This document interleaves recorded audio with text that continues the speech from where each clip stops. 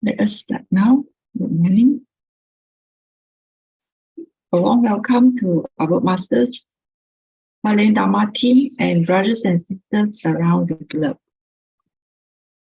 Let us start the session for today.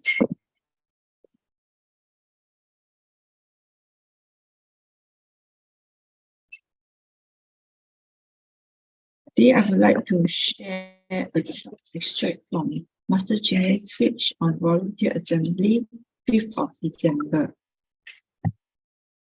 In this lifetime, how many tasks and how many times have we done the right thing? Master have been saying, just do it. Don't be calculative, give without return. As a result, we are free from worries, making progressive steps in grounded manner. Master says, take stock. How much wrongs have we committed? If yes, we have to admit to them and to repent quickly, to untie these knots within self and others quickly. This way, we won't carry forward the karmic effects that's towards ourselves. But not to be calculative and expect others to do so. We need to settle it out. If we are awakened and had repented, any grudges would be cancelled out in our consciousness to cleanse away all afflictions and ignorance, not to be thinking of seeking vengeance. With that, the unwholesome seed will not stay in our consciousness. My personal insight, be broad-minded and heighten our vigilance at all times to do right things, and be grateful that we are able to repent and purify our mind. Grateful to Master's teaching. Now, let us send our sincere prayers to the 10 directions. May the Sahara land be free from disaster and peace prevail in the world. Let us sing the prayer song with sincere piety. In my heart, I feel deep gratefulness. All my heart is filled with sincere prayer. From all corners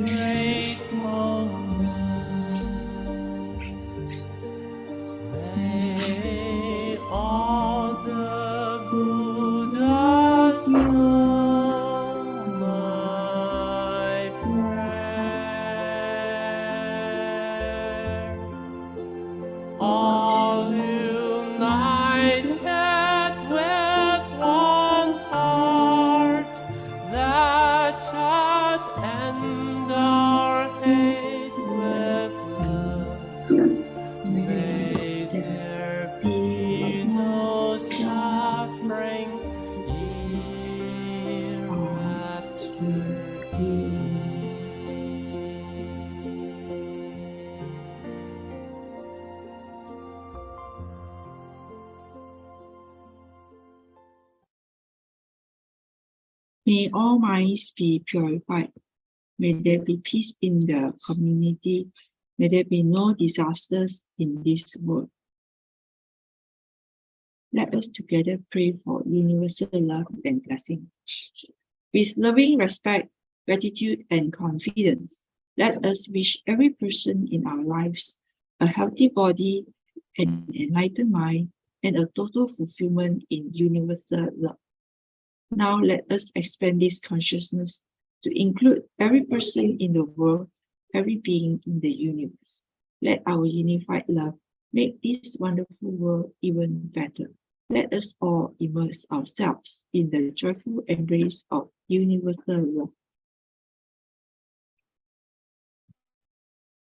Before we hear the wonderful sharing, let us invite our masters to lead us in paying homage to Triple Gems. Let us pay our respects for these teachings and explanations to the Buddha and Master Cheng Yan by making 3 sincere vows. Please rise, palms together. First bow. Second bow. Third bow. And a bow to our beloved Abode Masters who could join us today.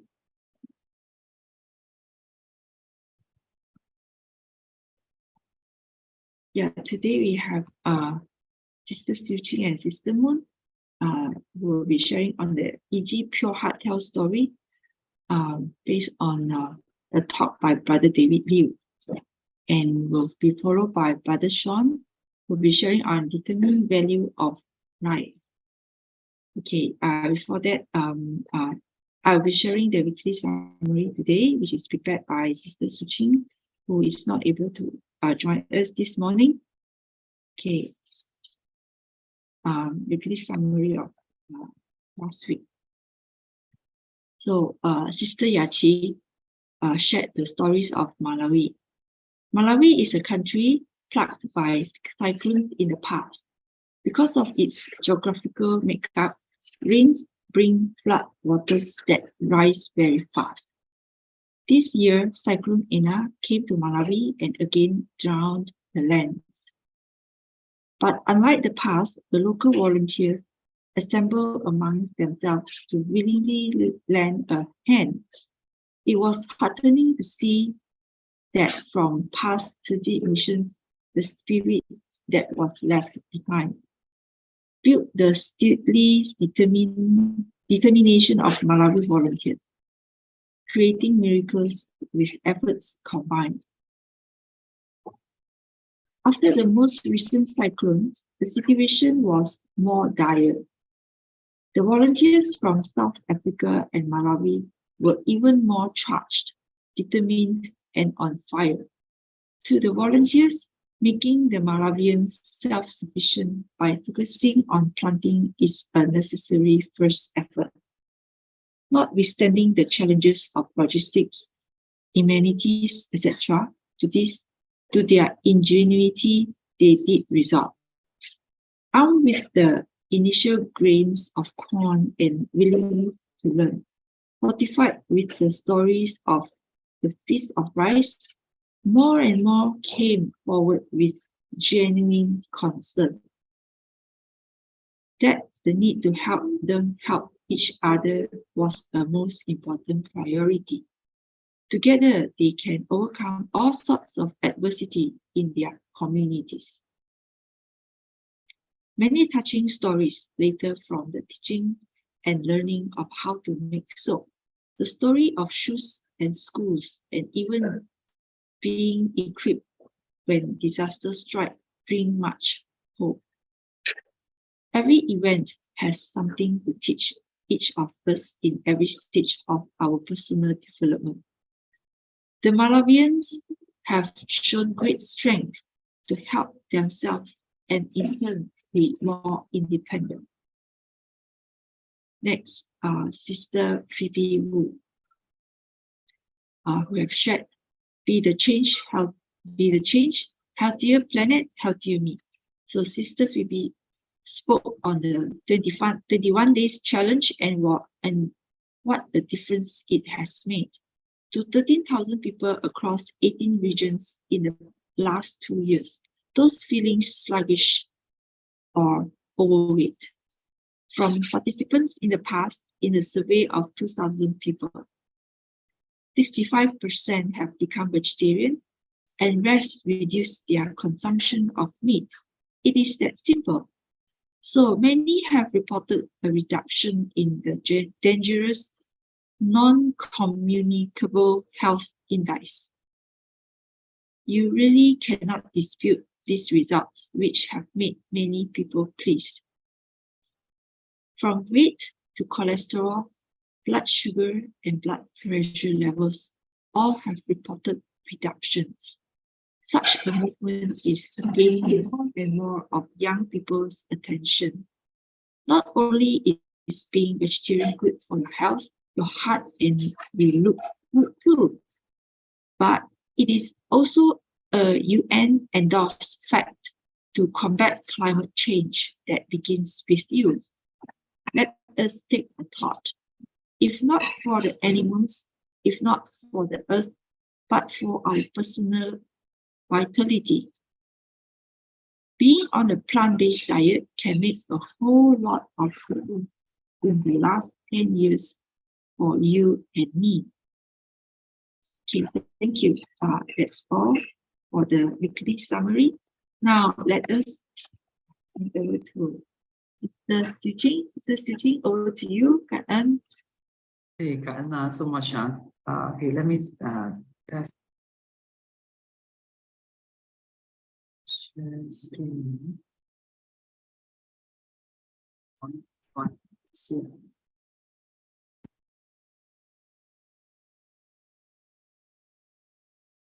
Sure.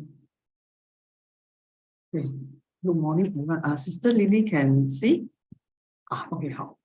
Kak Anna, everyone. Good morning, masters,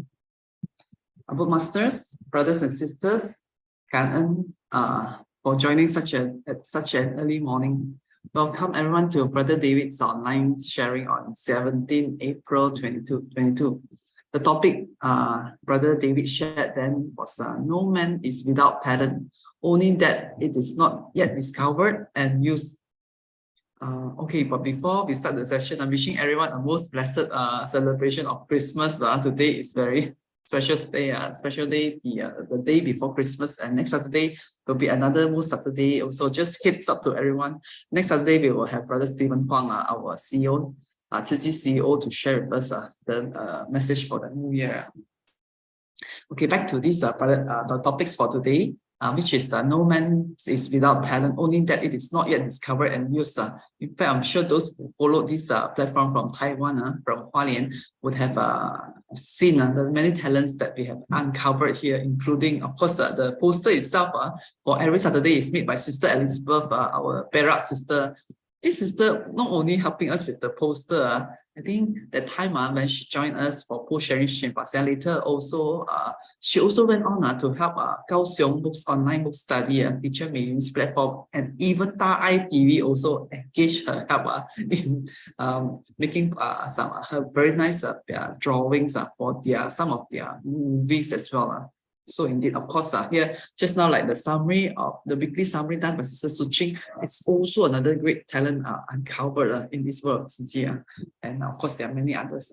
Okay, for today's topic, Brother David mentioned there's always a need for talent. Of course, not only in spiritual world, but also in the entrepreneurial world. It is important to continuously discover, uncover, nurture, train, make use, and keep these talents and continue with more talents. Talents are humans, but humans are not necessarily talented. Brother David said, so humans are not considered the most important assets in the entrepreneurial world. Some would say doubtfully, hold on, why are not humans the most important asset in a company? Because only the right person with the right talent are the most important assets in the company. So it's back to the word right. These people are the one who can make profit for the company. The business world is very competitive. That's why Some companies went all the way out to hunt for talents. Some even invested a lot in hiring and training talents because they are willing to spend on getting the right person rather than to lose their business for hiring the wrong ones. This is the common concept of the companies in the business world. Or about in the spiritual world. This cultivation group, the concept is different. We gather on this path of cultivations because of our affinity with Dharma and with each other. We respect all living beings regardless of their capabilities or strengths. We treat all equally because everyone can be Buddha. We embrace everyone and leave no one out. Respect, inspire, and make good use of everyone's capabilities so that each can fully live out the value of their life. Actually, in Tzu Chi, there are many who shared about their transformed life, inconceivable transformation from that past. Some were contentious and do whatever it takes to get what they wanted in the past. Some violated the law and committed heinous crimes.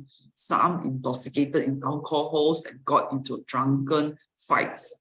Some, of course, we heard drug addicts engaged in uncontrollable substance abuse. Although all these people, they have done that in the past, they have since repented and corrected their past mistakes, and still hard, but yet it is still hard, for society to accept them. But after being inspired by Master Chen Yan and Dharma teaching, they turned over a new leaf, started to become Tzu Chi volunteers and walk on the Bodhisattva path.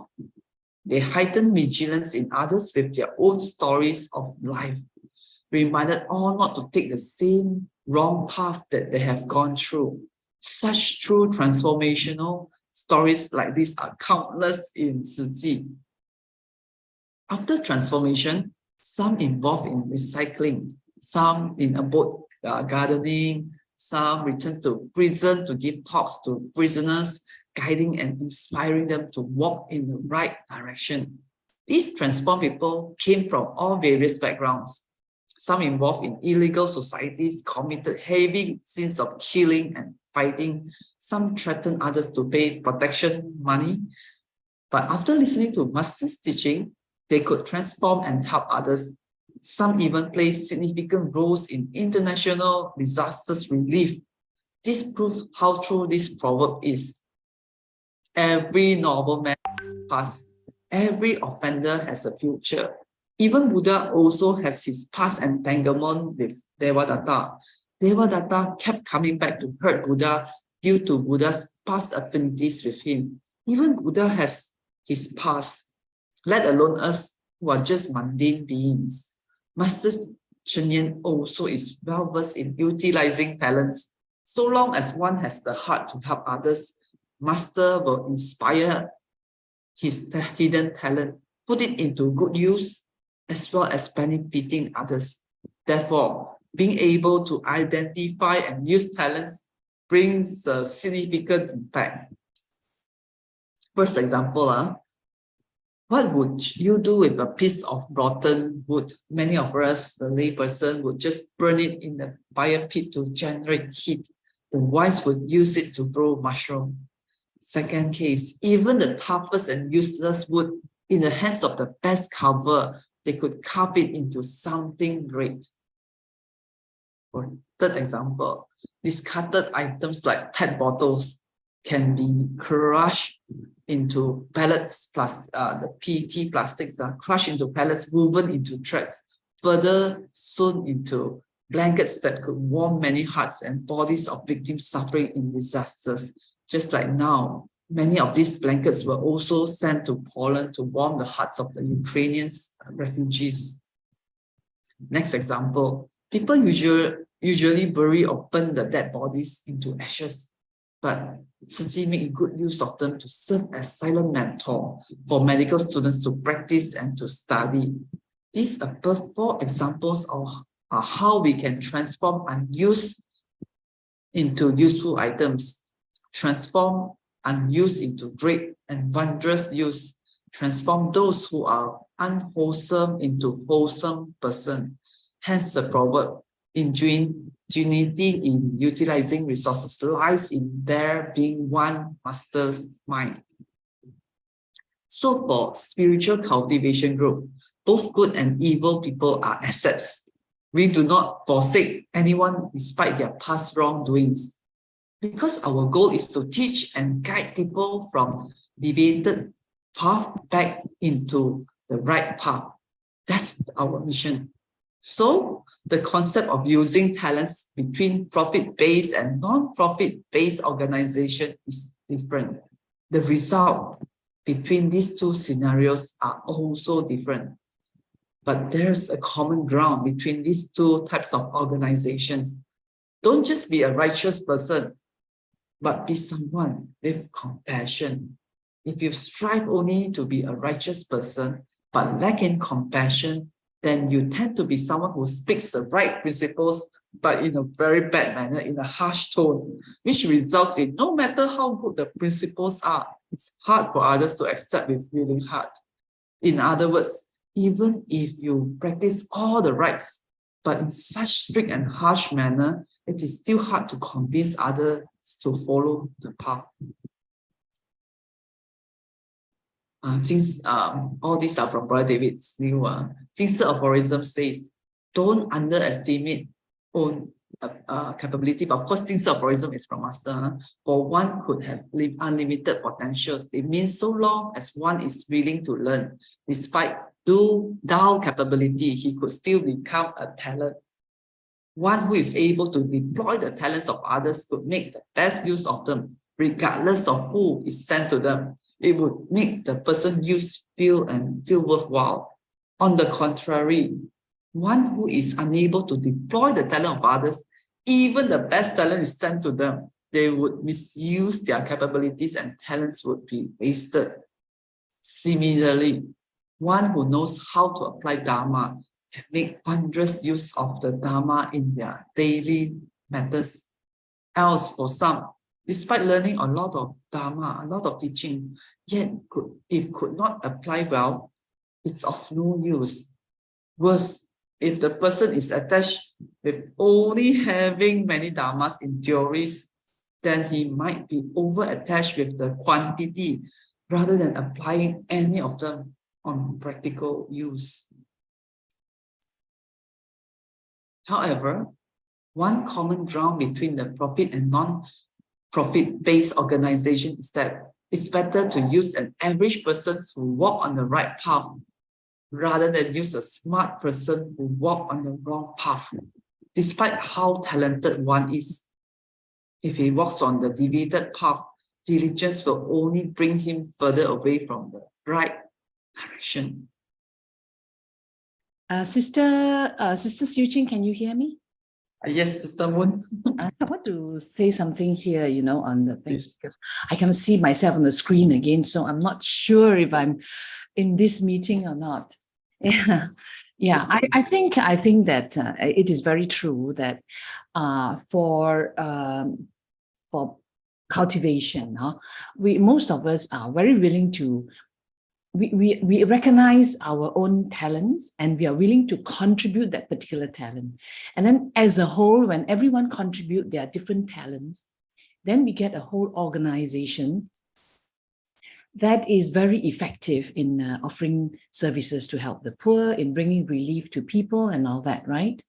But it's very clear also that the leader is very important because, like Master, he is able to show the direction, right? And Tzu senior members, they are able to, based on the direction given by Master, they make sure everybody else stays on the path towards that direction, right? And because we expect nothing in return, so the earnestness, and the sincerity of our showing our talents and using our talents is 100%. It is true to say that in the private sector, in the entrepreneurial world, it is all for profits. Am I right? We are looking for talents for profit. But then again, I think that in today's world, really there is the people are really quite lost, especially the younger ones who join the workforce. So I guess managers or senior personnel in the company or the boss has to show the way, just like master. And like you say, not just be righteous, this is the right thing to do, but you have to have a lot of compassion today, in fact, because there is very little humanity. And when somebody comes to a company, I find that, sometimes they'll ask, how much is the salary? Without knowing what is the scope of the work. You get taken aback, And I said, how much do you want? Because if you can make and help my company grow, we will make you grow as well, because we grow together. One person cannot make a company grow. The boss alone cannot make the company grow, right? We need everybody. So I think that in today's environment, it is very critical for the boss to actually, if we have the Dharma, we actually should understand that we have to create an environment that is loving, that is nurturing, right? The same as with volunteers within their own organization. Otherwise, the guy is saying, okay, I spend 8 hours a day here, I expect this salary. Nothing more. He gives nothing emotionally into your company. There is no teamwork. There is no love for his fellow colleagues. It's just come and go, come and go. And the next person will offer him 5 cents more, he will leave.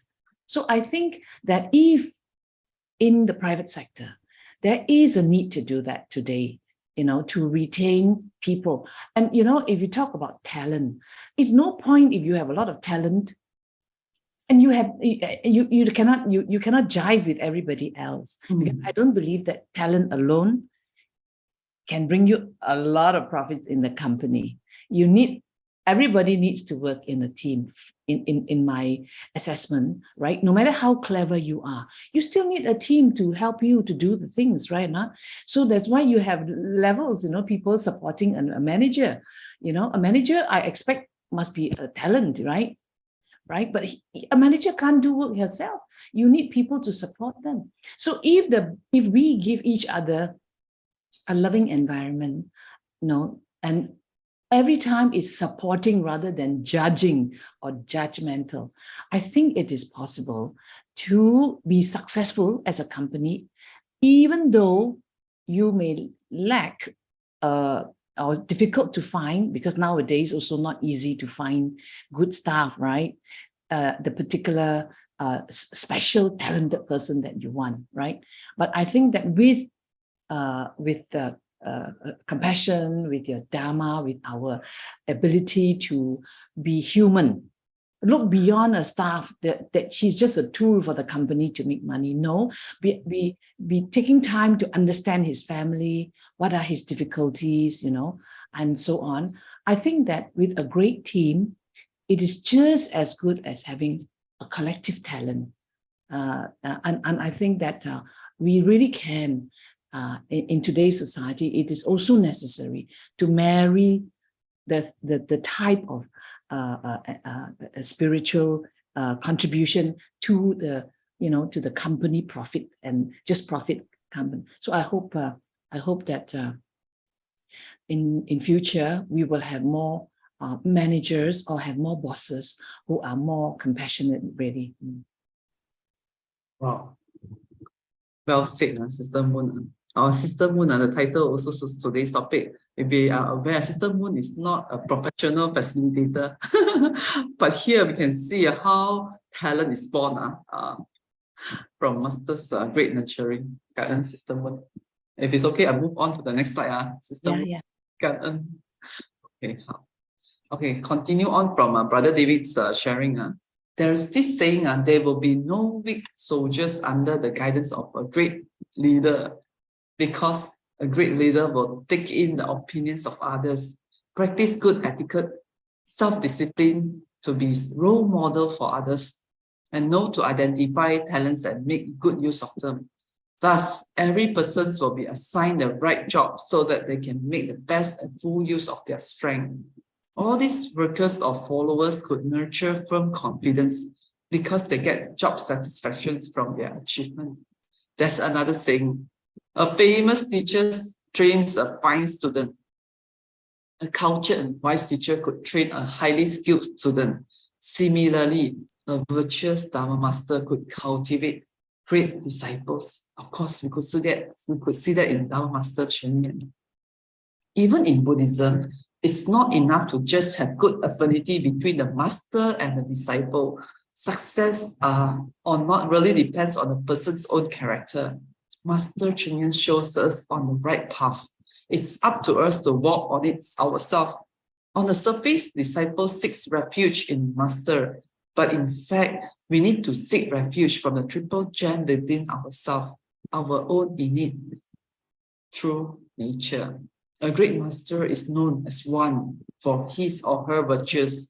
Such includes full of dharma and wisdom, always put sentient beings it needs ahead of them, always compassionate towards all life, all living beings.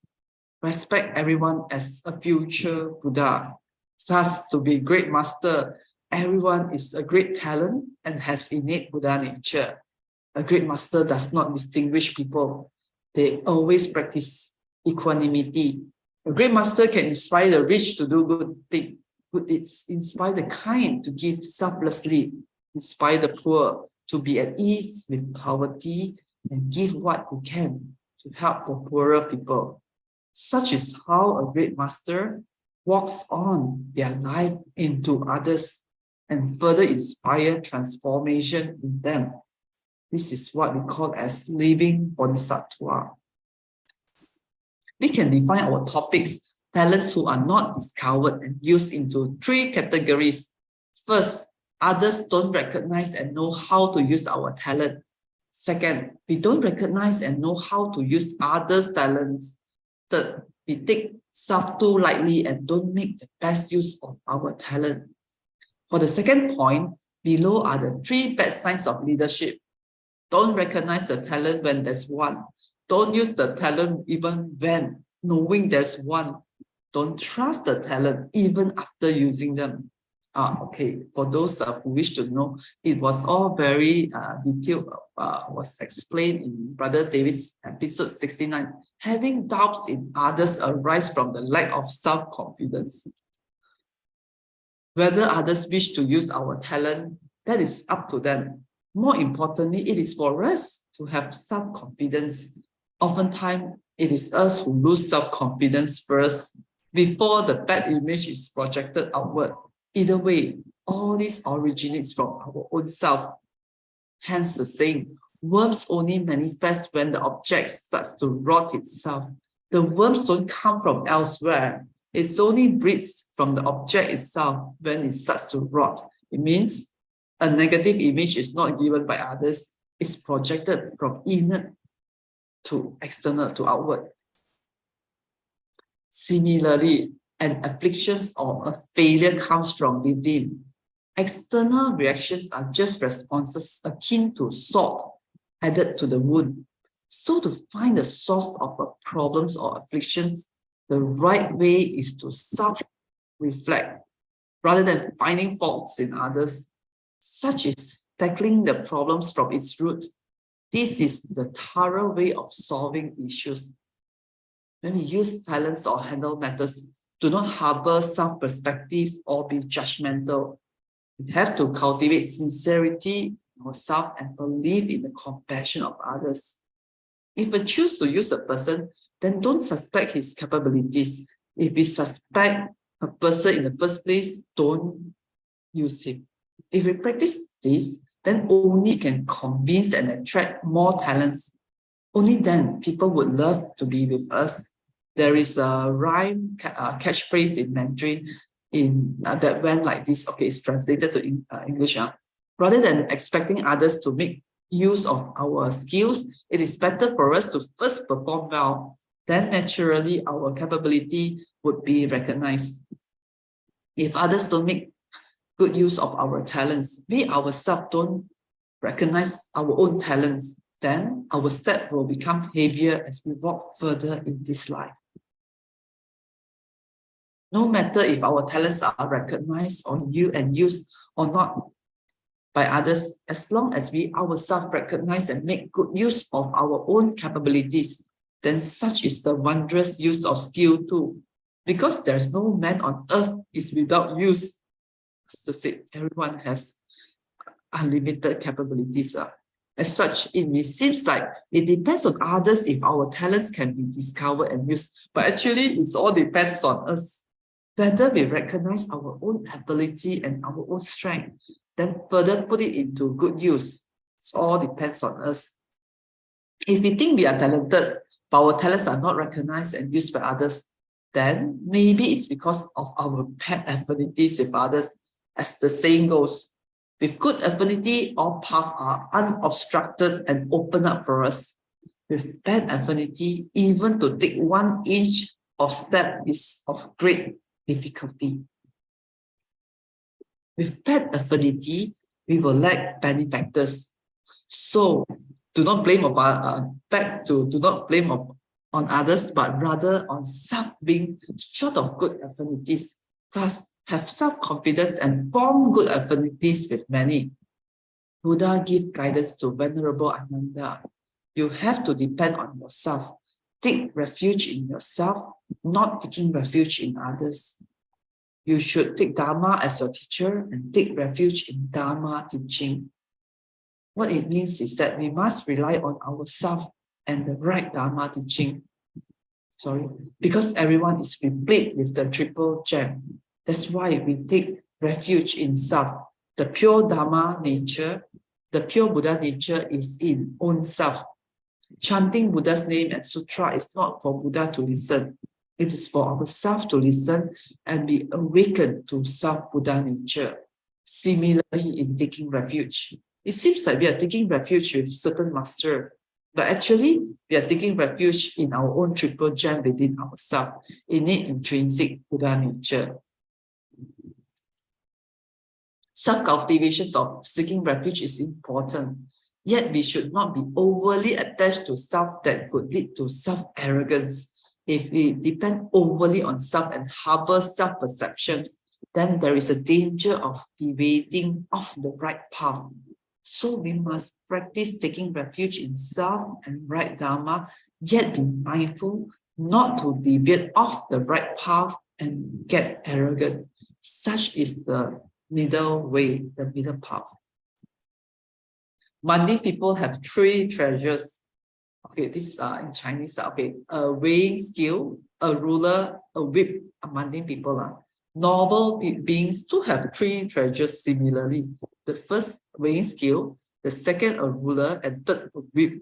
So what's the really explanation for this? Mundane people always use the weighing scale to weigh others, judge on others. Always use the ruler to measure others, see the weakness in others. Always use the whip to beat others, expect others to do better.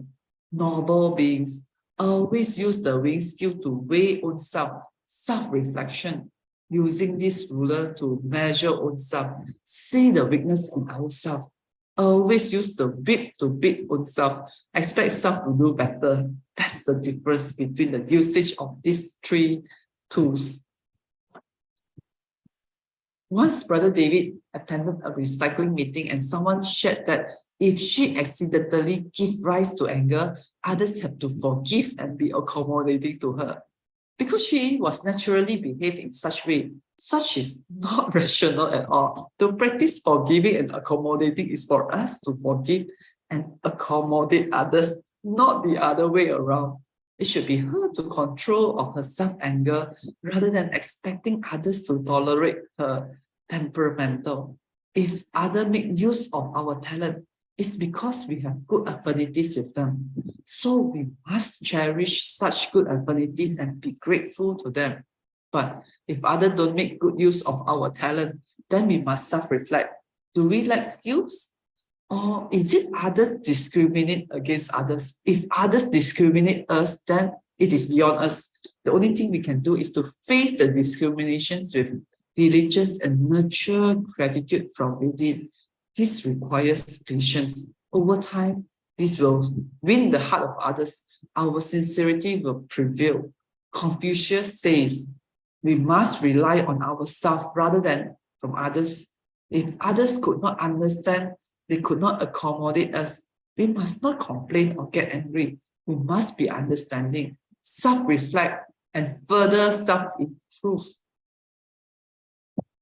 Another saying, if others misunderstood us, slander us, wrongly blame us, or don't use our talent, we will not get angry, blame others, or complain.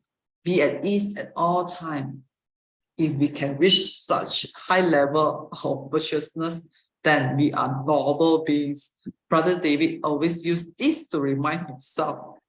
Confucius says, a person should not be afraid of having no position, but should be afraid of having no ability. It means we should not be worried if others place importance on us or use our talent or not. Rather, we should contemplate if we have the true potentials and skills that are required to do the job. Confucius says, a person should not be afraid if others don't understand us, but should be constantly improving ourselves to be better at what we do. It means we shouldn't worry if others don't understand us. Seek to self-improve, and over time, due to our sincerity, others would understand us. Such are the wisdom from Confucius. Same time, we should be self-vigilant. If we are later being given many important jobs, we should be vigilant too. If we gain certain level of success or achievement, we must ensure we should always stay humble, low profile, and not to be arrogant. In face of challenges, handle with courage. When given credit, share and let others enjoy it. Most of us think that talents are those who are intelligent, capable with experience and skillful. But these are not the qualities that Master Chen Yan is looking for. Of course, in lay minds, these are the talents. But these are also just the worldly qualities. A higher level of cultivation would be worldly transcending qualities to Master Chen Yan. One who is always showing off how skillful they are is not good enough. Therefore, one needs to be also humble, low profile, work steadfastly, unwavering, very focused on this cultivation. Yeah, sister, Okay, Karen. I have something to share here. Yeah, please. That that you do something for yourself because you want to do it and not because you need to seek recognition and all that. Because I believe that eventually people will recognize you if you are consistent, right? If we are consistent. So, but it takes, of course, patience and confidence to continue to do what you think is right and your best, and to give your best in the face of discrimination, in the face of a hostile environment, for example. I used to work for a multinational, and our boss, everybody takes a turn in being what we call in cold storage. Cold storage means the boss don't talk to you. He won't admit he's angry with you, and you have no absolute idea what you did wrong. Of course, most people will get a little bit upset and worried. Is he going to fire me? How am I going to go through such a difficult phase? Because it is really a terrible feeling when your boss sees through you like you're transparent and yet doesn't have the courage to tell you go. All right. So I think that if we are a leader, we must never do that. I tell myself, I will never put anybody in cold storage, because that is really very negative, for both parties. I don't think he realized it is negative for himself. But I'm fortunate that I'm patient and I basically don't care. I'm born, without caring much about what people say. I just do what I want to do. So I'm consistent. I feel that I'm consistent in that way. And really, eventually, my boss sat in front of me and he says, "What are you made of?" And I say, "Boss, if I've done something wrong, I apologize, but I really don't know what I did wrong." Right? And I accept if you're going to scold me, right? But tell me, because I believe that I'm doing right by the company. I'm doing right by you, and I would just continue to do that and all that. So I think that, yes, if you are consistent in what you do, it's sincere and it is right. I think that eventually people will come around to it and people recognize that. So it takes a bit of patience there, and not to be intimidated by hostile environment. Yeah. Wow. And Sister Wood really very well said. Yeah, truly work steadfastly, unwavering, focus with sincerity. How can let's see what Master perceive as talented, good disciples. Humble. The first one, humble, unassuming, self-love, virtuous, and full of humility. Have confidence and not look down on ourselves and as well as others. Seniors should not make light of the juniors, but in fact, it is hard to say who is more senior, who is more junior. The cultivation ground is a round running track. Practice equanimity and great love. Individual small love is afflicted. Great love is purity. Not to discriminate and not to obstruct others from walking this Dharma path. Be at ease and at peace. It is okay if others slander us, but more importantly, that we should always uphold the right practices. Third, be broad-hearted and curb bad and temper. The broadness of our heart is proportionate to the results of matters. Amongst the volunteer, we could see how broad the heart is. The number of followers will increase proportionately to the broader the heart is, the more would like to follow that person. Ability to contain the anger, else easily lose temper, foster the formations of bad affinities. Okay, this is the part one of the 3 talents of good disciples. Brother David shared this rhyme catchphrase. Once we join Tzu Chi, we must change our bad temper. If we already joined Tzu Chi, the more we should change our habitual tendencies. While doing Tzu Chi, we should cultivate the 6 paramitas and eliminate afflictions. Practice forbearance and cultivate diligently. Only then we can inspire confidence, perseverance, and courage. If we speak in bad manner, lose our temper easily. Such is exhausting and tiring. This is such a waste of time and effort to get angry.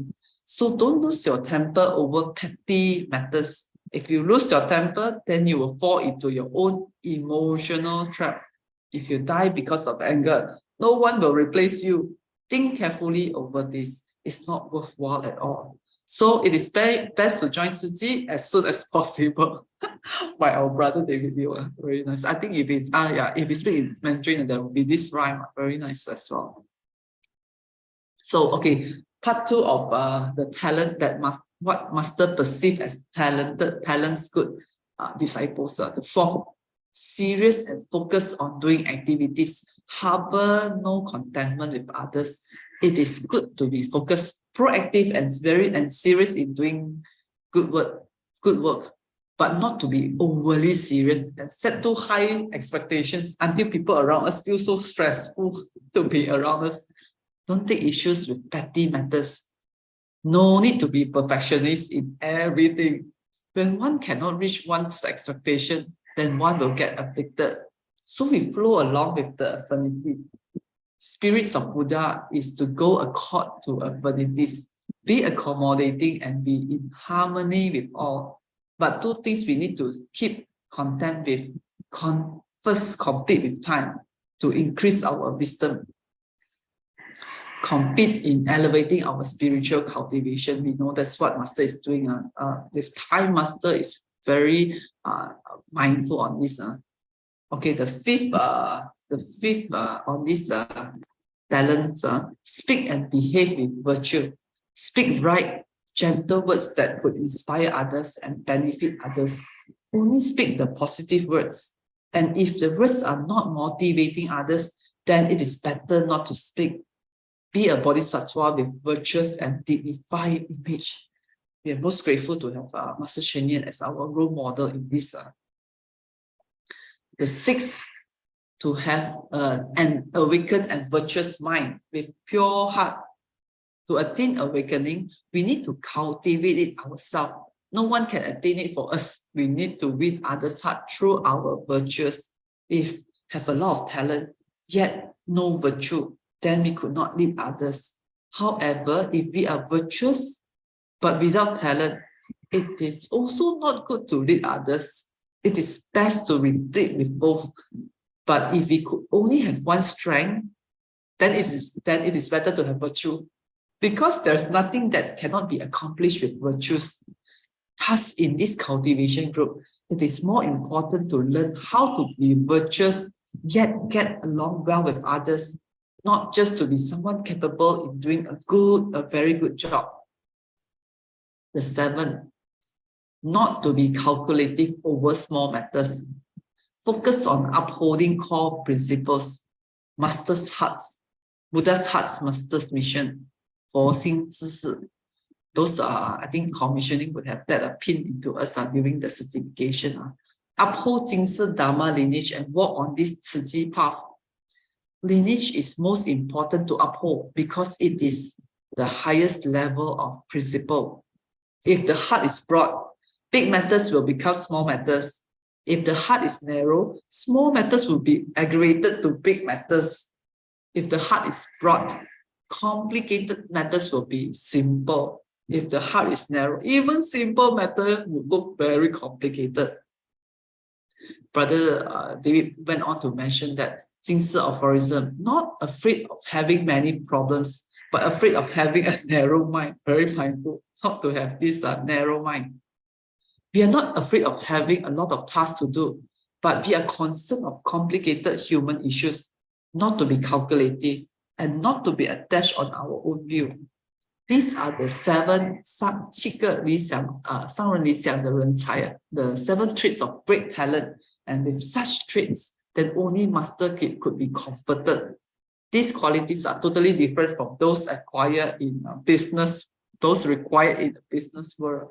Looking at the trait, maybe only master and highly cultivated Dharma master could practice, because these are all the world transcending spirits that help us to be awakened. However, we should not underestimate ourselves and regress. Start by working hard to transcend mundane human's nature so we can be closer to Buddha's heart. So long as we don't give up easily, life is filled with lucks and hopes. Okay. Before we end, we have these stories of 4 candles given by Master De Chuan during the volunteer morning assembly talk on the 28th of September 2022. Master De Chuan shared with us about these stories of 4 candles. 4 candles, they are lighted up and they are burning. The first candle says, "My name is Harmony. If my light goes off, no one will notice me. All will ignore my effort." So the first candle stopped burning.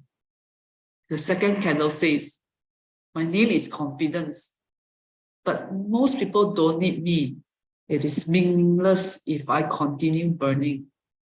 So this second candle stopped burning too. The third candle says, "My name is Love, but I've lost the willpower to continue burning because no one gives me importance. People even neglect to give love to their loved one and their family members." So this third candle too stopped burning. Suddenly, a boy came and saw all the 3 candles' flame went out. He started crying sadly and said, "Why don't you continue burning?" Then the 4th candle says, "Don't worry. So long as I continue to burn, I will help illuminate the other candles because my name is Hope." Hope.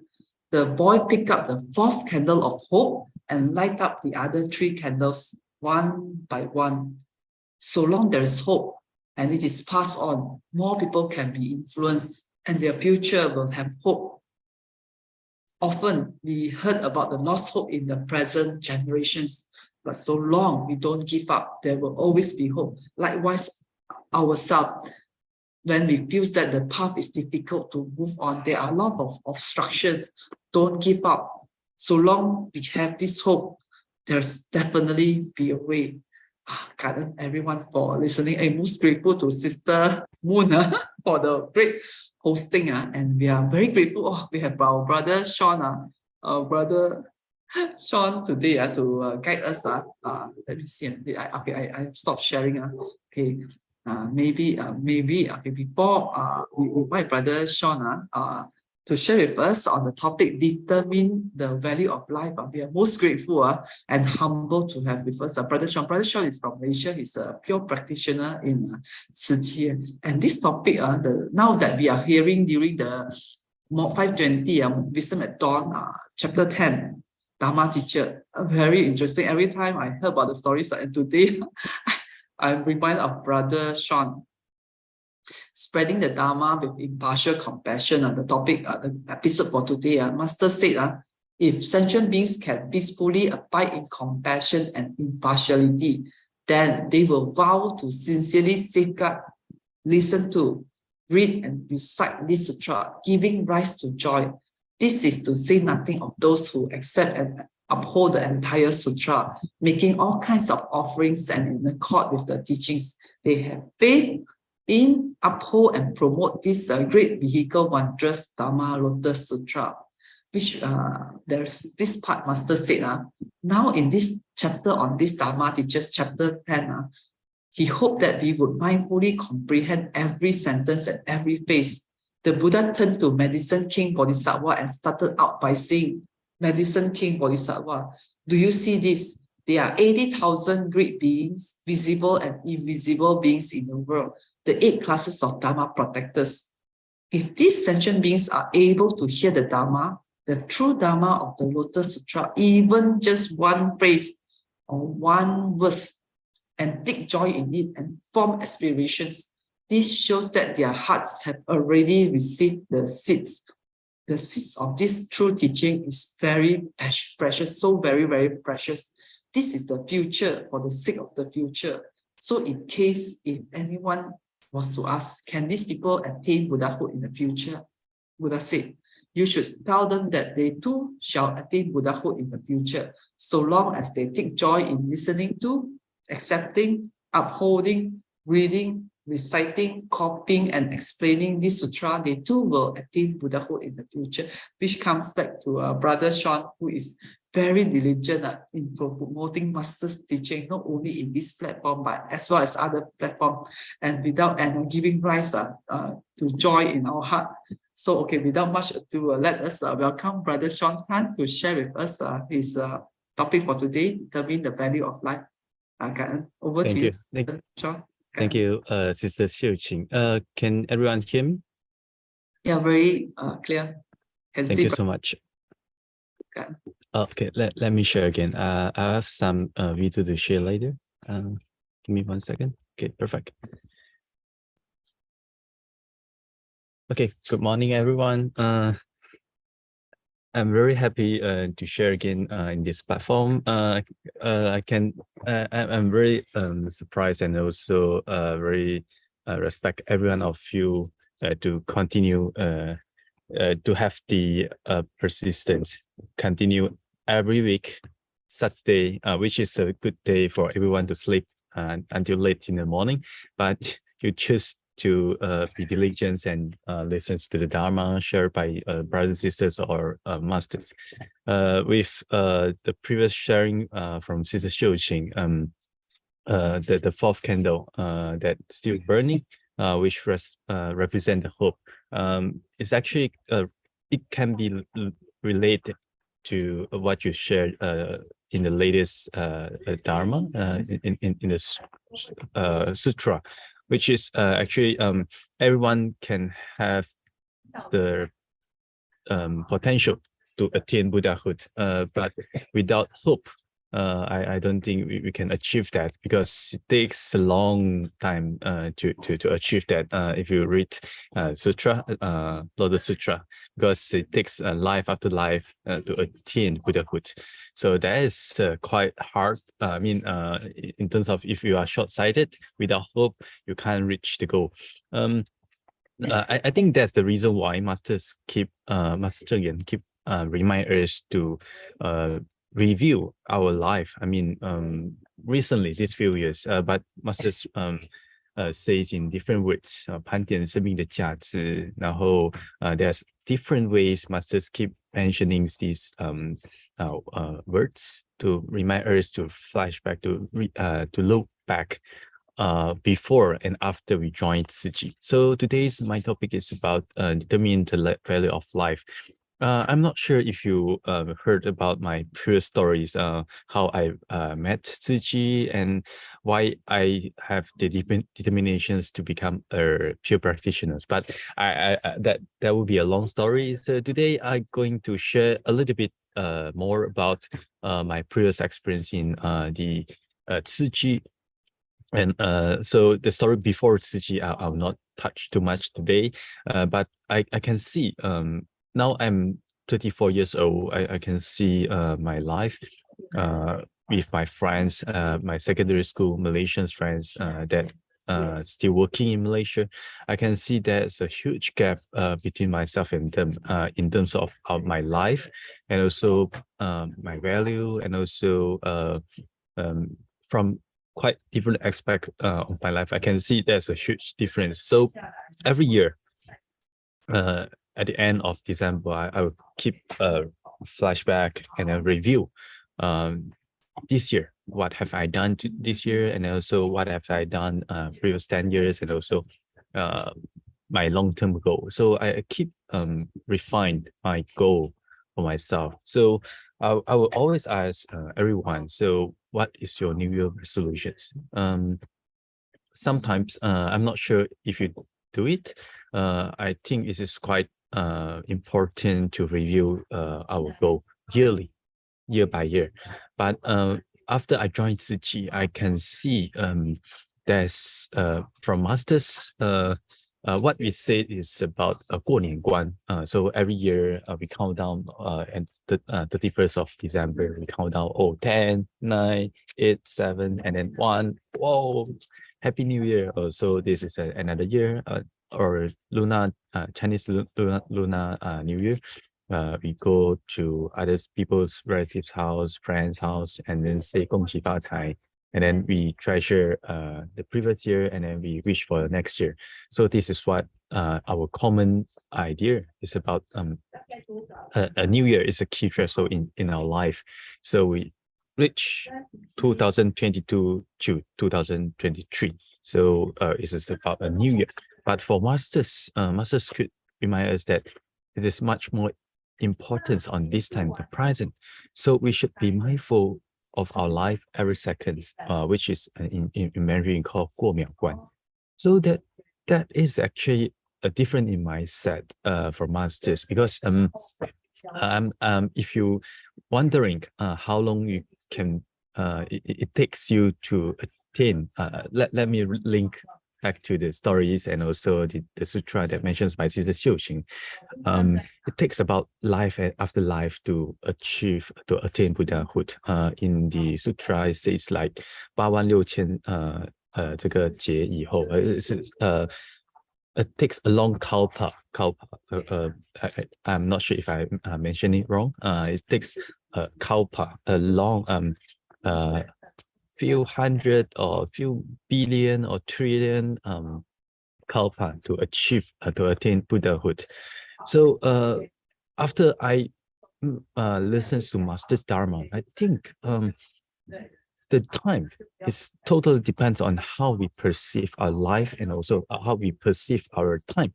So for us, our ordinary people, so maybe we take one lifetime as one, I mean, one as one translations, or some of them, some of us we will take like 1 year. But for masters take every second equals to 1 year. So we are actually counting, oh, we are passing another year, but masters counting in every seconds. I'm not sure if you watch this recent 人间菩提. So if you follow closely with what masters teaching right now, recently, you can see that there's time. There's a clock in front of master's table that's counting down every day. So 86,400 seconds would be one day. So masters has one clock that actually ticking down every second. So this is what masters teach and what masters practice. And recently there's our brother that actually making a clock that is actually making a countdown clock that remind masters that that time is actually passing every second. 86,400秒, 86,400 seconds is ticking down every day. So you can see the differences between us and masters. You can see, I will be asking the questions like, what is your New Year resolution? What is what already passed for 1 year, but masters will be counting in a second. So we can see that the differences between us and masters regarding to attain Buddhahood. So we are counting like, oh, 1 year, one lifetime, but masters is counting 1 second. So a cow path for masters that will be shortened down. I mean, just take for example. So how we perceive our life will be determine how long we attain Buddhahood or attain a better self. So that's very important. So for me, I am still a fan fu, although I'm making a vow to become a pure practitioner. But myself, the progress to improve or to learn, it takes a long time. But there can be differences between us and also a non-Siew or a non-practitioner. Everyone of us is actually a practitioner. So we are here to practice, to learn, to change ourselves.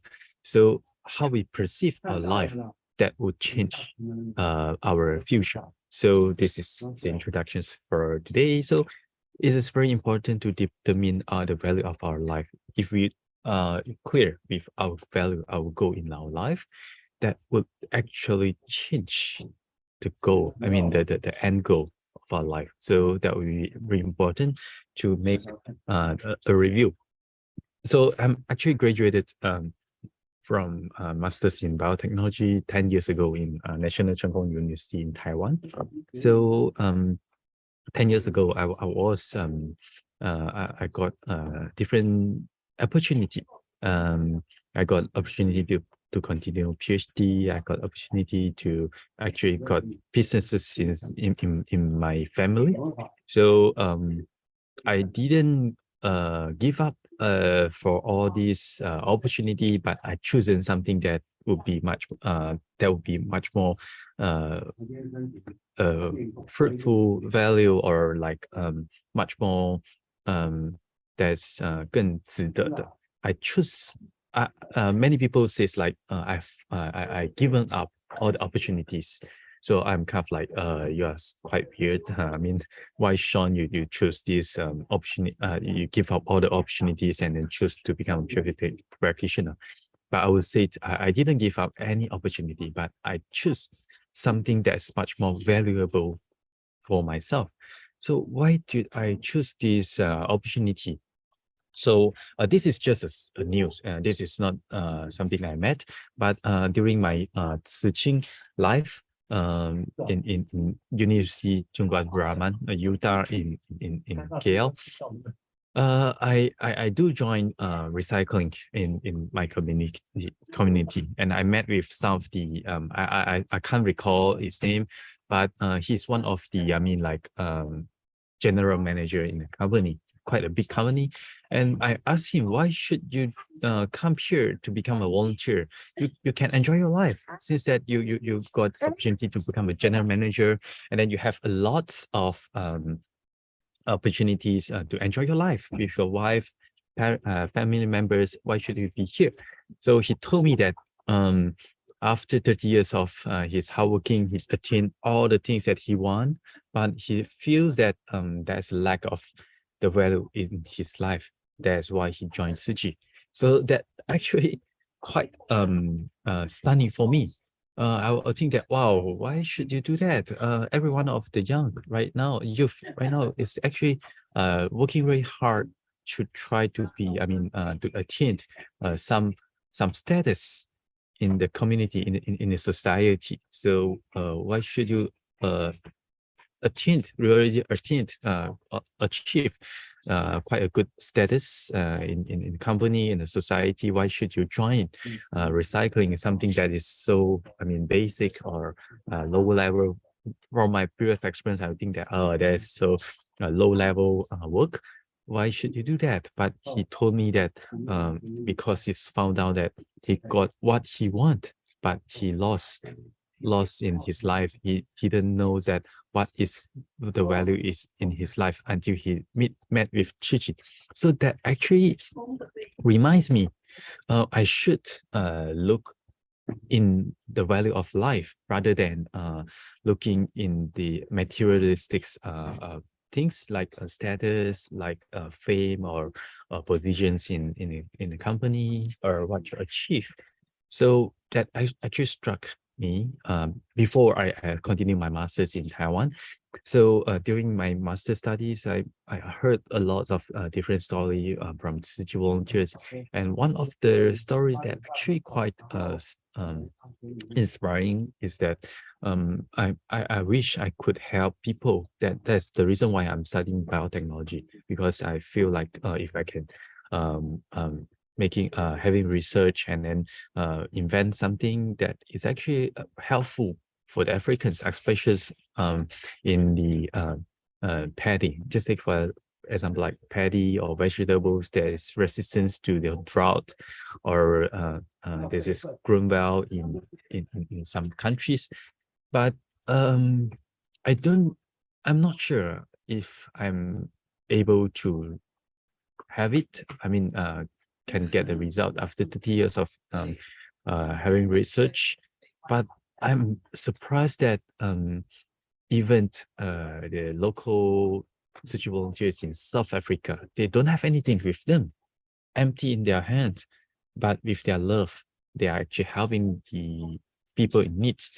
So one of the video that I watched, I've come across is that a volunteer going for home visits in South Africa, in a rural area in Durban. So she has to walk past through the mountain to visit them. So this is how hard she has to walk through. So there's no any roads. So be specific, there's no any flat, smooth roads in between. But this is how she walks through the kind of like a stair that is not very visible, and she has to go to the place that we smoke, which is the care recipients home. So she has to go through. So that actually reminds me that if you want to help people, it doesn't need to be like having lots of money. It doesn't need to have to be like having a good high status in society to be respected. You just need to help people with your very genuine thoughts. That is very important. This is not like my previous goal was earning a lot of money, and then I have all the money. It's like I'm entrepreneurs, and then I would donate all the money and then get respect from the people. So people will say, "Wow, Sean, wow, you are rich, and then you are philanthropy. You're helping the people."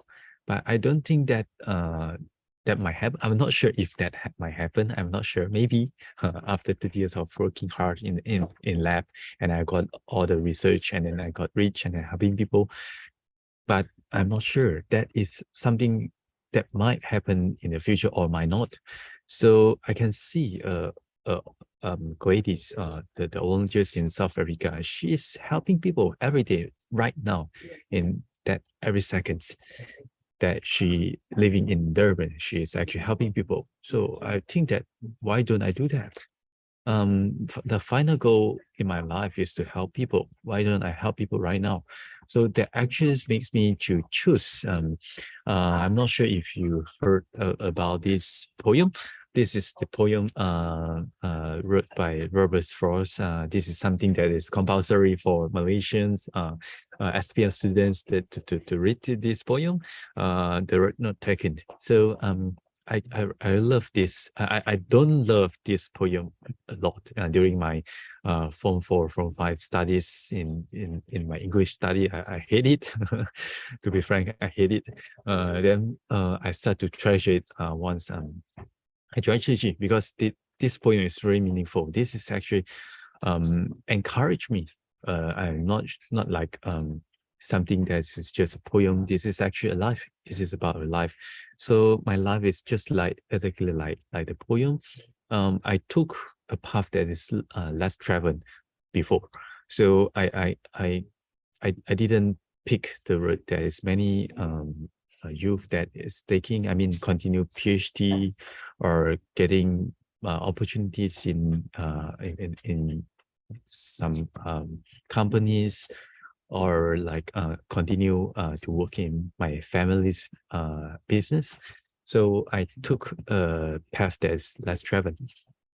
So this is how it makes me different. When I look back, after 10 years, I chose to become a practitioner. 11 years. Okay, I make my vow in 2011. November 28th. That's the time where I make a vow to masters. So after 11 years, when I look back and then compare myself with my friends that take a path that is quite normal, with other people like start working and then get married and then have son, have children, and then they start to kind of like enjoy their life. In traditional thoughts, enjoy their life. But when I look back, I compare myself with my friends, I would think that, wow, okay, I didn't regret in any single moment in my life to choose to become a practitioner. So why it makes me different? That is not about what I've done, but what I've the things that makes me difference is Tzu. It's not me. I didn't make my life difference to choose. I mean, in different path, but Tzu makes me having some differences in terms of my life, my value, because Masters Zheng Yan did give me a good visions and also a value in my life. So I should treasure every moment. So that is really that's what I'm making a reflections myself every year. Although I'm treasuring every seconds in my life, and then I try to treasure and also to be I mean dedicated in every seconds in my life. I try. No, I'm not saying like I did that 100%, but I try my best to treasure every second in my life. But that actually makes me different with the people that are taking different path. So I'm very happy, and every year I'll keep asking myself, if something happened in the future, am I going to regret I had take this path before? No, I won't. I won't regret to have this decision, because this is something that is so good that I don't think I will regret any time in my life. So yeah, 11 years ago, I'm making my life decision in Tainan, southern part of Taiwan, to become a practitioner. So with a lot of Tzu Ching.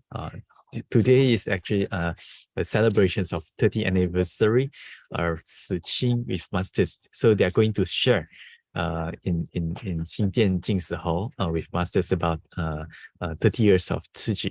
So Tzu Ching with so I can see a lot of youth, they might not be a pure practitioner, but they choose to become a Tzu Ching. They continue contribute to the society. I mean, this is something that I think this is so valuable. So when I flash back, the first year I stepped in to become a staff of Tzu Chi Foundation in 2013. It's about 9 years ago. I came back to Jingse Board 10 years ago, and then I become volunteers about half year, 6 months, and then become a staff in Tzu Chi Foundation in 2013. So it's about 9 years, and within these 9 years, I learned a lot. I got a lot of chances to be in international disaster relief. it's about like I got in more than 10 countries, including some charities. I exchanged experience in some developed countries, and also some Indonesian disaster relief all around the world in different countries. The first, actually, this is not, Nepal is not my first disaster relief countries. The first disaster relief that I went is actually 2014, when there was a flood, a massive flood in Malaysia. So there's a flood in Pahang and also in Kelantan. So when the time I went back to Malaysia, because my fourth brother, I got 4 elder brothers. So my fourth brother getting married. So I coming back to Malaysia to join his wedding. But when one day before I go back to Malaysia, I heard a lot of news about Malaysia's massive floods news. So when the time I touched down Malaysia, the first thing, I'm not heading back to Malacca, I mean my hometown, but I heading to Chingsi Hall and ask what can I help, and then I joined the disaster relief actions. But I'm lucky enough. I mean, because the flood, the water level is too high, pastors instruct us to not enter the disaster area because this is too dangerous. So I went back to my hometown and joined my brother's wedding just one day, and then in Malacca, and I heard that in the northern part of Malaysia, Kelantan, that the flood is getting better. So straight away, after joining my brother's wedding, I go to the disaster area and then helping them for 2 weeks. And after that, I go back to Malacca for 1 or 2 days. Then I go back to come back to Taiwan again. So this is my life. So I feel like, wow, this is really meaningful. My life is so meaningful. So today I'm going to share a few countries that I went, and then I will link what I've done. In disaster relief with some knowledge I learned before. So I think Nepal is one of the countries that is quite popular right now, because we have a lot of social volunteers from Malaysia, Singapore went there, and they are still there even in Christmas. So we still have a few volunteers staying there in Nepal. So 7 years ago, when I'm still 20 something, 24 years old, or 26 years old, 25 or 26 years old, I got a chance to be in Nepal after 5 days of earthquake. So I remember earthquakes is about April, maybe mid or end 20 something in April. So I went to Nepal in May, 1st of May, in 2015. So there's actually a massive earthquake that I never met before. I can't imagine how that happened in Nepal. So this is exactly like what I saw in Nepal. The building is actually fully collapsed because they don't have too much a strong structure in their building. So lots of historical building collapsed. So this is exactly what I saw when I arrived in Nepal. Things still in chaotic. Many people still trying to search something valuable. I mean, they are not working to seeking for their family members that buried inside, because after 6 days or 7 days, they buried inside. So I don't think they don't have any life signal. So they're actually trying hard to get something valuable from the rubble. So you can see a lot of people, they actually crowded in the collapsed building, and then they're trying to dig to find something valuable from their home. So this is what I saw in Nepal. So this is a short a video shows what happened during the first few days in the earthquake.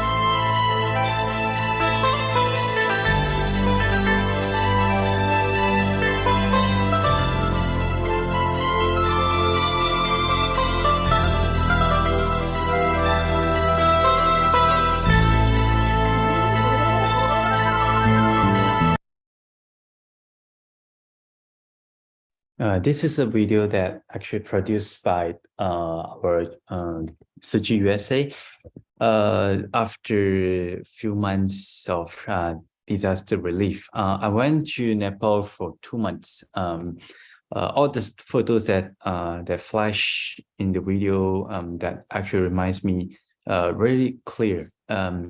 Even now today, I can still remember how the roads. I mean, from the place where we stay to the disaster area. Even today, I mean, after 7 years, if I get a chance to be in Nepal again, I think I can drive myself from the place where we stay to the disaster area myself, and because the thing is so clear in my mind, and every things that happen in Nepal right now, that I saw the stories and also the video from Thai TV recently. So what happened right now, our Siew volunteers still there helping the people, and then they met how they helping the people. All the story is still clear in my mind. I can link what happening right now in Nepal and my 7 years ago experience. So the conditions after the disaster is so bad. So all the home collapsed, and then they don't have any place to stay. So they stay in a camp, in a tent. So this is exactly the situations that they face. they actually having a monsoon seasons that having a heavy rain after the earthquake. So they have to like pray very hard to hope that there isn't any rain, because after rain all the places actually filled with water. So masters is really, I mean, like a bodhisattva like for them, because what in Chinese we say 闻声救苦有求必应, like 观世音菩萨 Bodhisattva 观音 she's a some in our traditions belief, we pray to 观音菩萨 Bodhisattva 观音 that then she will answer with our needs. So the people there, they actually facing some very bad conditions. So when masters knows that, oh, okay, they're facing very bad conditions in living in their living area. So master says, why don't you send foldable beds to them? So foldable beds are considered very new products that time, because there's quite, I mean, the first few batch of the foldable beds is actually using in Nepal. So we sent foldable beds to Nepal, and then to avoid them sleeping on the floor. So you can see there's actually toppling below the floor, but during the rainy seasons, so the toppling won't be useful. So all the things they actually put on top of toppling is actually gone. So from the blankets and also foldable beds that we sent to them, that is very helpful during the raining day. So they can put all their clothes on top of the beds. So if they didn't have that foldable beds, so what they do? So they have to hang their clothes that soak in the water, and after raining there must be sometimes with sun, so they have to hang it out on the tent, and then you can see all the tents filled with cloths, because they have to dry it up every time. So this is really trouble. And then during the first week, we have two teams that dispatched to Nepal. We are actually evaluating what they need in Nepal. So for the first batch, first team, they evaluate that they need medical team. So I'm in the second batch. I went to Nepal with TIMA team, our Tzu Chi hospital doctors, superintendents, vice superintendents, and some directors from the Tzu Chi hospital. They went there. Mainly, they are actually general practitioner. I mean, like 一般科. I'm not sure how it called in English. So then we have some 这个骨科, they're expert in bone. So because there's a lot of patients that actually have some bone fracture. So we have lots of medical team that has professional in bone. So they dispatch to Nepal, and then we start our medical relief actions. And then what I'm working there, and in my 25 years old, actually I'm helping mainly in distributions. So I'm kind of like helping our Tzu Chi volunteers to get the location for distributions. So I'm there to assess and then evaluate which area that needed the most. And then I'm actually helping some schools for school rebuild, and also the stationaries, uniform, and everything for distributions. So my main missions was in education. So we have a lot of volunteers from Penang. So they actually having experience because in 2014 in Kelantan we have a lot of houses destroyed, so they start helping the people helping to build semi-permanent housing. So Master said, why don't you bring your skill there, and then building some classroom for them. So this classroom is not the old classroom they have before. This is a classroom that rebuilt by the NGOs. So Master says, wow, it looks like so bad. The condition is so bad for the children. This is not waterproof. I mean, like when there's a rain, and then the water can go in through the this wall, and then with zinc, this is so hot. There's no any, I mean, like fan or light inside. So the conditions is so bad. So this is actually rebuilt by NGOs. So Master says we should give them something that's much more permanent. So we doesn't build. There's a protocol given by UN, UNICEF. They have dimensions, the length, width, and also the height, and then how many students should be in one classroom, and then the dimensions and everything. But Master says we shouldn't just give them that is so temporary, because you and they're actually building a classroom for them just temporary. Master says we should build something much more longer, because masters don't think that the resources that they have would help them to rebuild all the schools. So we should having something much more longer lifespan. So we rebuilt some semi-permanent classroom. For us, this is semi-permanent, but for them, this is kind of like permanent classroom. So recently, when our volunteers goes back to Bakapo, one of the locations in Nepal, they can see, oh, this semi-permanent classroom has been reused they have built the third floor, because this is light enough, so they use all the materials to rebuild, I mean, the third floor in their schools, because they have too many students. So they rebuilt the third floor of the school using the materials that we gave them. So they actually they don't have much resources like what Masters told us. And then this is what I'm working very hard. I try to give all the children's uniforms. This is actually custom made. This is not like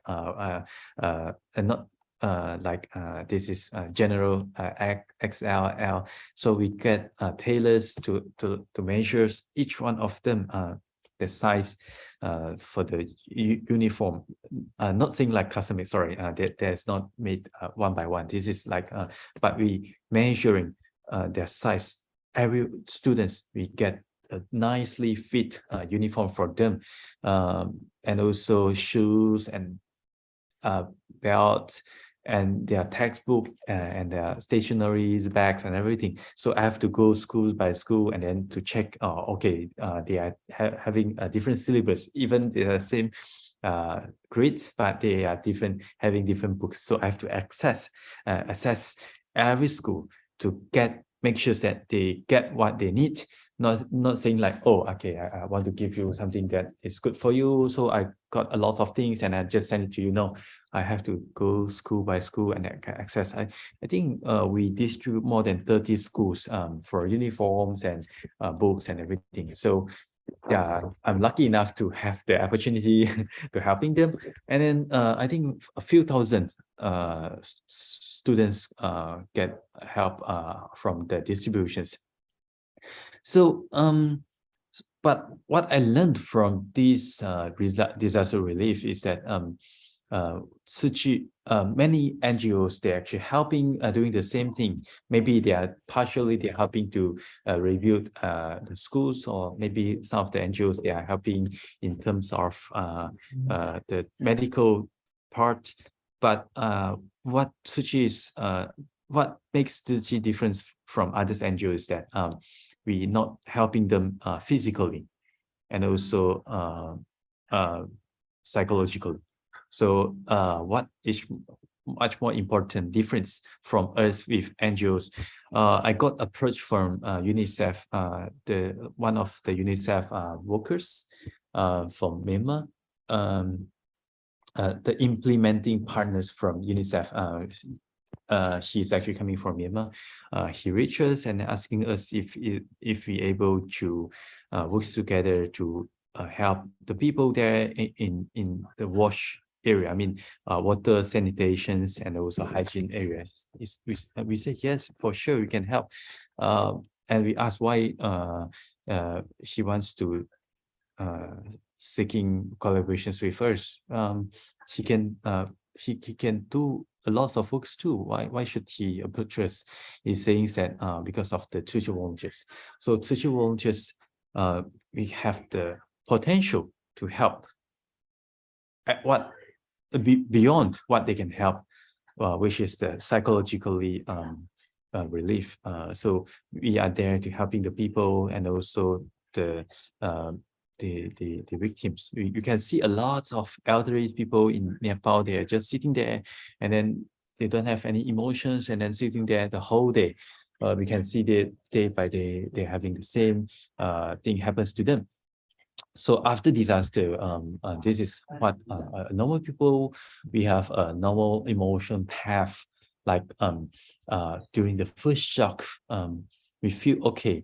And then sometimes we feel like, wow, okay, we are still alive. We are lucky enough. So, but some of them we get to the numbness. Okay, so it depends on how you perceive the disaster. So if we are lucky enough, we don't have any things destroyed in the disaster, so we feel, wow, okay, excitement, not saying like, wow, excited that someone's house get destroyed. No, that's not saying that. This is saying that like we are lucky enough, excited that we are still alive and nothing happened to us, so we have the excitement. But for someone that lost their family members or lost their hope, so their house, so they feel numb, disbelief, denial. So this is exactly what we met the patients, victims using after the disaster. So they feel uncertainty, lost confidence, confusion, depressions, and a crisis. And then there's a lot of different possible that they might gone through. Maybe some of them, they will be like continue extend crisis, staying in the state of emotion. So they have extended crisis in their emotions, or maybe they can be partially recovery, or they can go through exploring and testing a new life for their transformations, or they can quitting their life. So this is actually there's actually a very important things. Why Tzu Chi volunteer is so treasured. We can, like others NGO, we can dispatch a professional disaster relief team, helping them to rebuild houses or anything. But emotionally, that is very important to understand what happened to the victim. So they've gone through the path exactly like here. So what leads to a different result from Tzu Chi with others NGO? We actually helping them in terms of physically.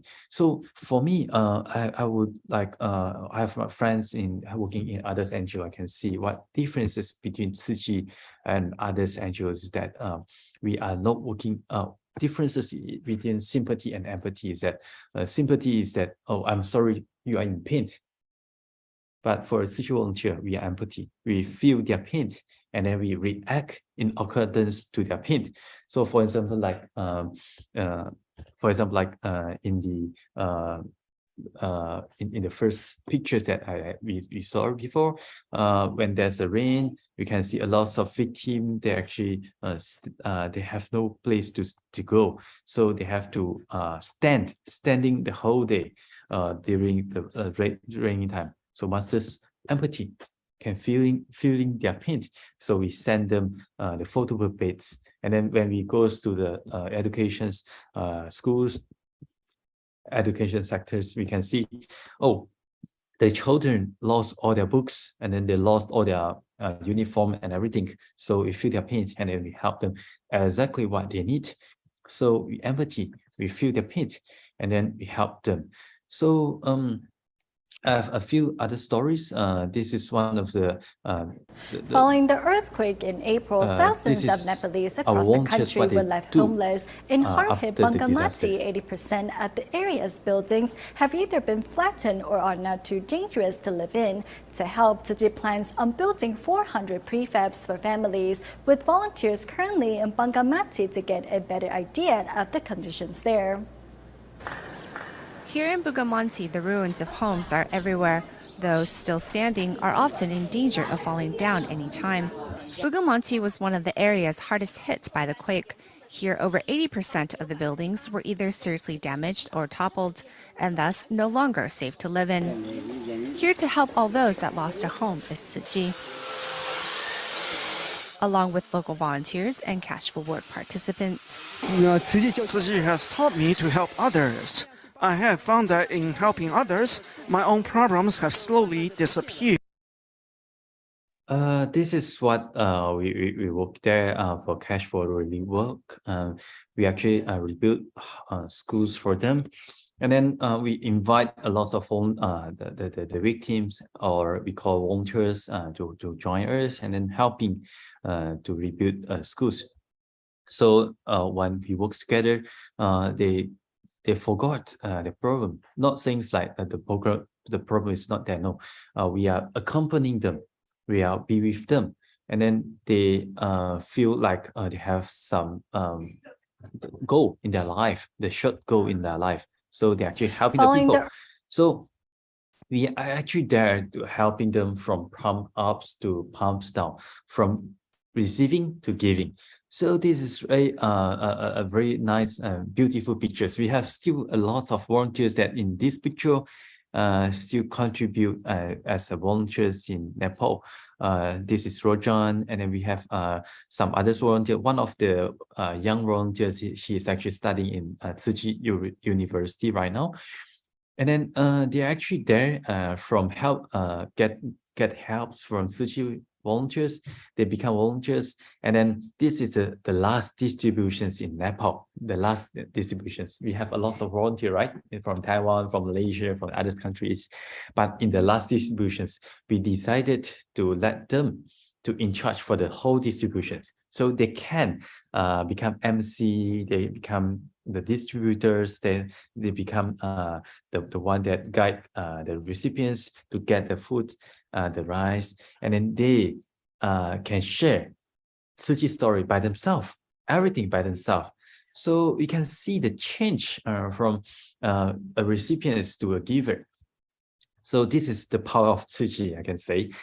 This is very things that is so beautiful and is so meaningful that we can see a lot of recipient, and they gradually become the volunteer.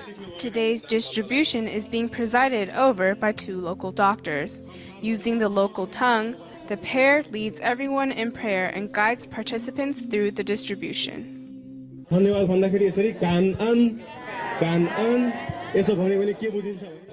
Fluent in Chinese, the doctors also translate on behalf of the aid recipients.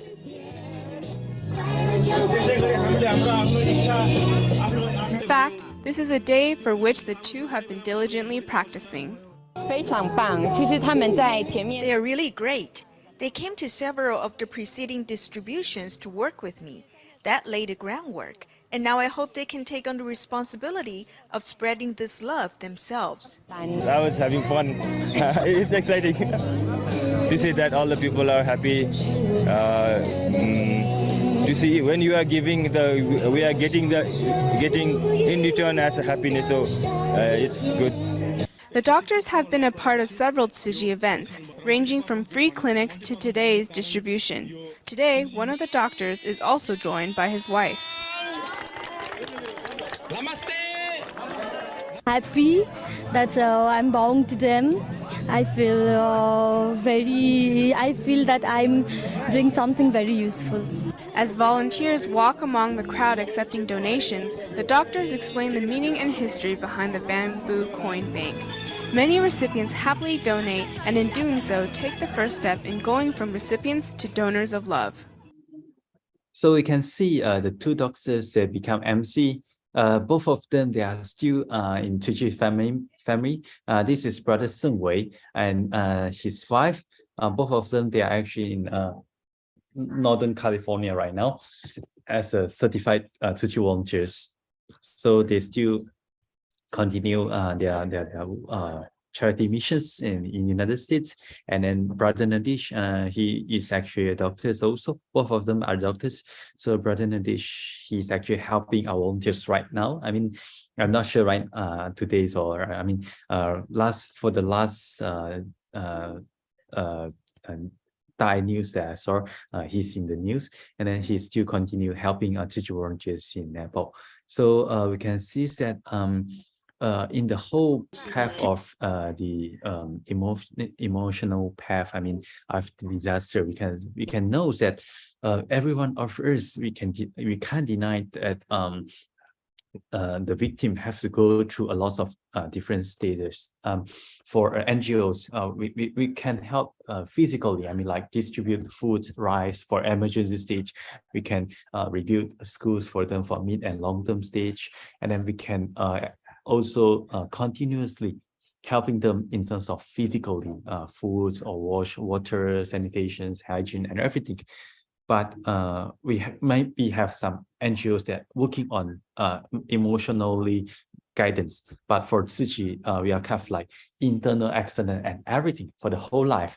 We are actually helping them to go through the disaster, shock, and then we accompany them and then making them to have a new confidence. So for like Brother Seng Wei, he's now in United States, become a volunteer. We have Brother Nadi, she is still helping Tzu Chi. Both of them is just like what happened here. They actually have a new confidence, transformations in their life after the disaster, after recovery, because things still there. I mean, the house is still in rubble. They lost their house and everything, but how they go through all the emotional phase. But luckily, with Tzu Chi volunteers, we accompany them, go through all the despairs, and then we're helping them to build that confidence, and then they can get the new life. So this is the difference with and without Tzu Chi. But yeah, Tzu Chi volunteers, we are still not much volunteers. Numbers of volunteers, we still have limited numbers. That's very important to have more volunteers. So not just from outside of the countries, inside of countries, the local volunteers is much more important. So in disaster relief, as a staff in Tzu Chi in headquarters, so we have to check, learn, and not just things like check. We have to learn what's the humanitarian charter, the standards during the disaster relief. So there are lots of different guidelines or charter or like SOP that we should follow during the humanitarian response. But when I look through the guideline, I would say that, wow, okay, that is so good to have a guideline. But for Tzu Chi, when I reading the guidelines, I found out that, wow, most of the thing, not saying like 100%, but most of the thing that we carry out is actually above the SOP. Because for the SOP, you have to do this and that. For only one part of the, I mean, like area. Just take for example, like the NGOs that I met in Nepal, who is coming from Myanmar. They are actually working only on water, sanitation, and hygiene. But in a campsite, they are not restricted to wash. They need shelter. They need nutrition. They need food security. They need education. They need everything. So a normal NGOs, they can only work in a single area. But for Tzu Chi, we are not just working in most of the area. We actually helping them psychologically. So we're helping them, accompanying them, and then making a transform in life. So this is one of the I think I have another 5 minutes to finish my sharing. I have two stories to share in my experience in Nepal. So one day we come across elderly people that laying beside the roads. So many. This is actually in the Swayambhu. Swayambhu is a holy place in Nepal. A lot of Buddhists they are there to have pilgrim, and then they pay respect to the Buddha in Swayambhu. But no one cares. No one. It's exactly just beside this building, this wall. Just beside here, over here is actually the holy place that a lot of Buddhists they pass by and then making pilgrim, but no one cares about these old elderly people abandoned on the roadsides. So our volunteers get informed by the local people saying that, oh, there's an old guy, no one taking care of him. He's lying on the floor, so hot. The weather is so hot. He need immediate help. So we went there and then we do some assessment. 玉佛的真谛在尼泊尔展现。慈济正在一劳团在帐篷区路边发现一位长者全身沾满排泄物，倒卧路旁。 on the floor, and then Siew volunteers went there, and then we trying to access what we can help. So we are actually helping them to change their clothes, his clothes, and also it is actually full of. There are lots of most flies, a lot, because there are lots of he's actually附近居民找来慈济人，志工忙着为老伯打伞遮阳，也搀扶行走不便的他就近到公厕接了一根水管。尼泊尔志工丹罗和巴山只戴了薄薄的一层口罩和手套，眉头也没皱一下，仔细的从头到脚为老伯洗去一身污秽。 washing over his body. So both of them helping him, and then his conditions is getting better. So you can see there's shit all over his body, and then we're helping them, feeding him, and then, but sadly, after a few hours, his conditions is getting bad, and then he is actually fainting, and then we send him to hospital. So this is what we do in the Nepal, and then because in Nepal, family members must be with the patients. So we actually accompany him during when we send him to the hospital. So we accompany him for X-ray, and so have a lot of different check, and then finally after one day his conditions is getting better. So I actually having one bed, temporary photo bed, and then I sleeping next to the emergency procedure room, and then his conditions is getting better. So I would think that what makes things different is that sympathy and empathy. We actually be with them like family members. We are not there saying like, oh yeah, we are here to relieve, having like we are here to help you. No, we are here to be with you.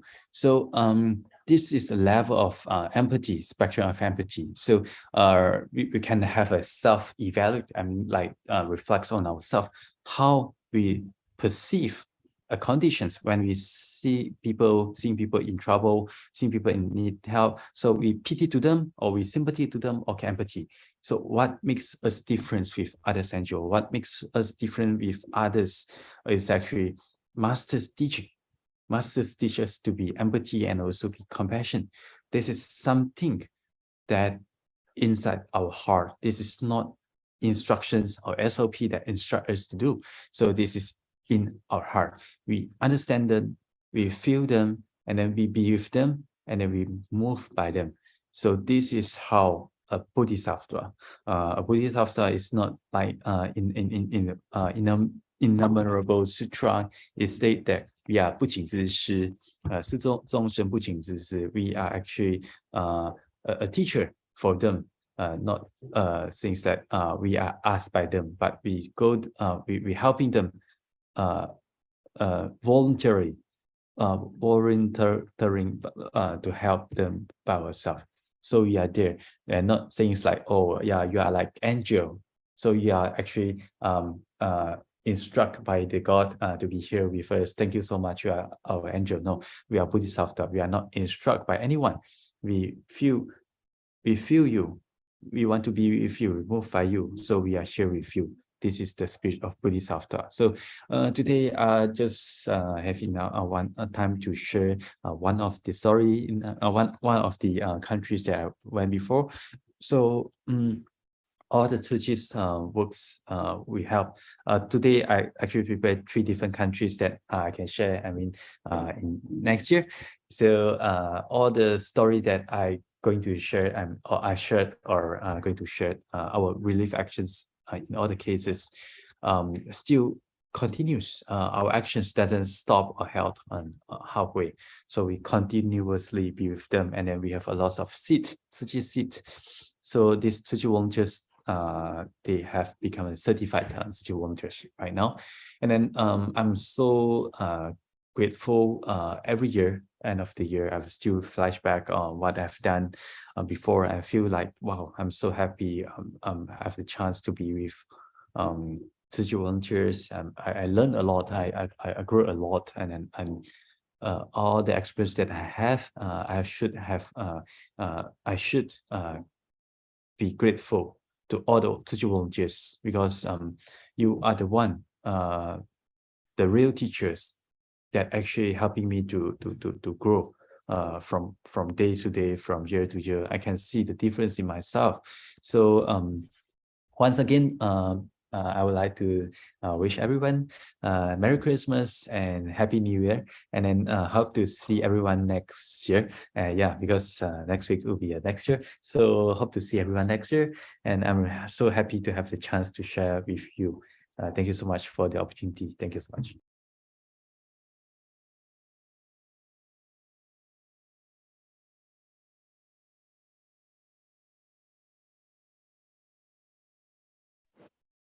Yeah, thank you, Brother Sean.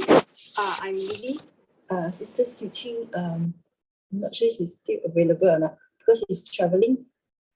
Sister Su Ching is still there. Okay.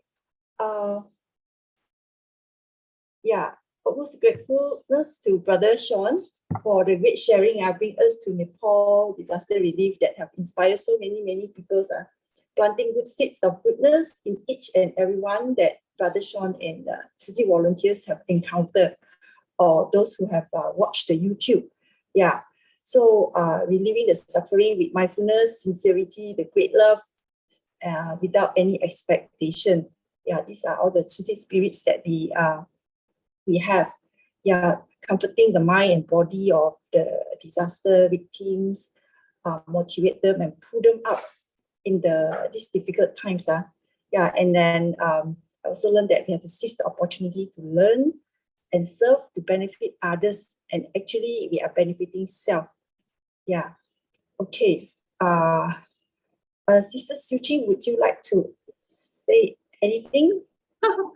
Okay, you're supposed to be traveling, but waiting for Brother Sean. Well, indeed, we can see Brother's deep progress, the wisdom in life, as well as the eloquence in sharing. Such is the virtue of the Dharma teachers.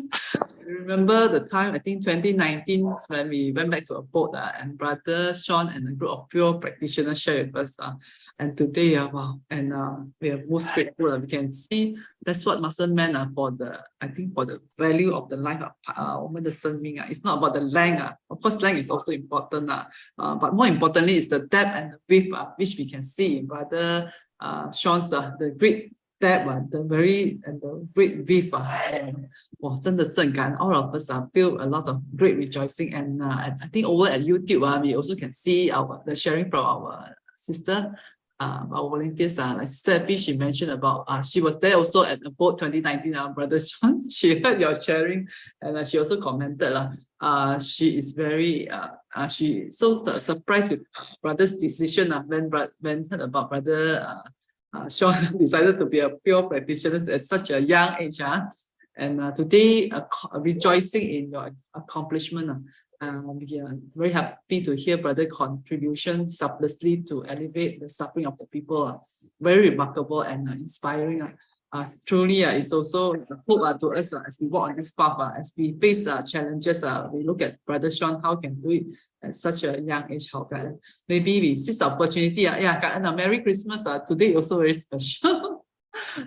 During this time, also 盘点生命 value in life. We do something special and memorable. Let's take a group picture. Okay. Sorry, YouTube side. Maybe next time can join the Zoom. Then we can join the picture session. Good morning, brothers and sisters, for joining us so early since the morning. Oh, Sister Y is there to help us take the picture. Hi, Sister Lily. Yeah, truly technology is marvelous. Sister Lily is at Johor, not at Shallow. She moved over there, but still can continue to share us and contribute. Okay. Picture taken, Sister Y. Hey, Brother Sean, always very amazing to hear brothers sharing. Everyone. Take care. Stay safe. Have a nice weekend. Yeah, bye-bye. Merry Christmas, everyone. Oh yeah, before that, sorry, what Sister Lily. There's another session in Cantonese for those who can join. Please, okay, before that, let us pay homage.